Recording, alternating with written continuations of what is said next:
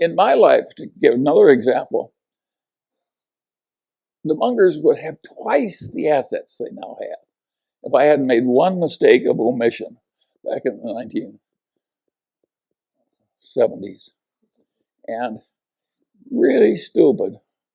And I blew an opportunity that would have doubled my present net worth. That is a normal life. You get one or two. And how things work out, it's the basis.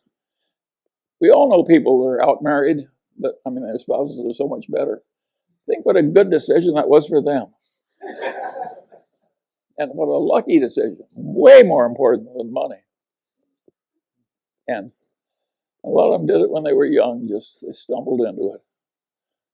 Now, you don't have to stumble into it. You can be very careful. A lot of people are wearing signs, danger, danger, do not touch. And people just charge right ahead. That's a mistake. Well, you can laugh, but it's still a horrible mistake. And it's been fun for the people on this board to know one another and work on these oddball things and to handle life's vicissitudes. Of course, it's very peculiar that we're so old. I mean, imagine a place where Gary Wilcox is one of the young men. And his wife is still a golf champion, but that's not because she's good when she's old. I mean, yeah, it's an amazing group, and that's an interesting example too. Imagine being as old and as impaired as I am, and having a pretty good time. How does that happen? Well, that is another story. I can tell a couple of other stories too, because you like stories. Here's an apocryphal story that is very instructive.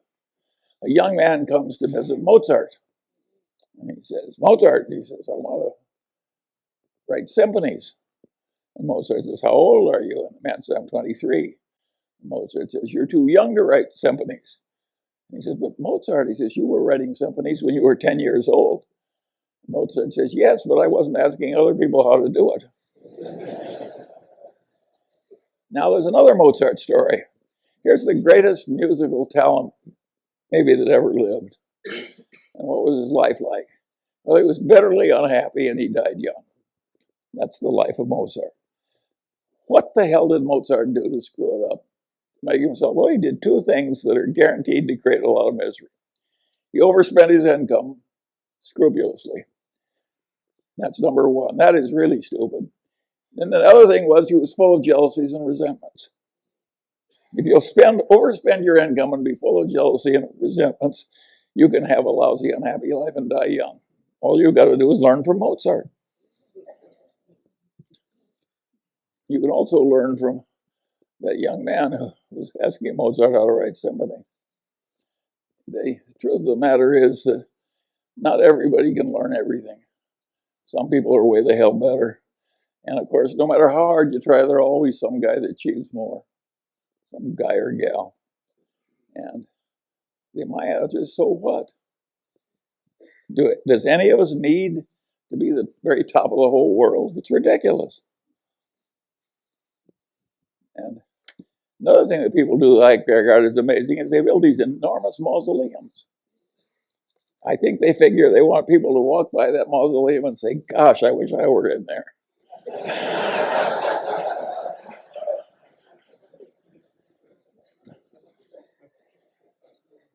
Anyway, you can see we've had some fun as we go along. And it's worked so well. But if you actually figure out how many decisions were made in the history of the Daily Journal Corporation or the history of Berkshire Hathaway, it wasn't very many per year that were meaningful.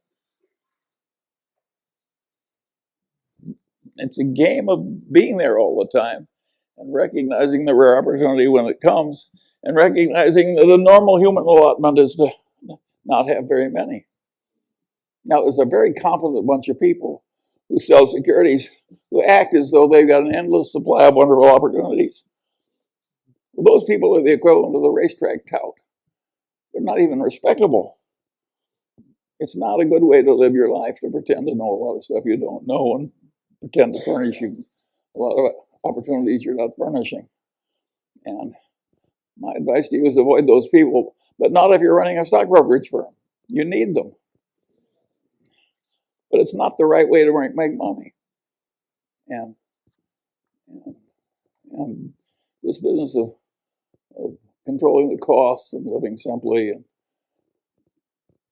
that was the secret. How much money? Warren and I had tiny little bits of money. We always underspent our incomes, and we invested, and if you live long enough, you end up rich. It's not very complicated. And now there is a part of life which is, how do you scramble out of your mistakes without them costing too much? And we've done some of that too. And if you look at Berkshire Hathaway, think of its founding businesses: a doomed department store, a doomed New England textile company, and a doomed trading stamp company. Out of that came Berkshire Hathaway. Now, we handled those losing hands pretty well, and we bought into them very cheaply. But of course, the success came from changing our ways and getting into the better businesses.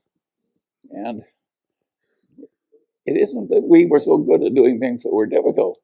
We were good at avoiding things that were difficult, finding things that are easy.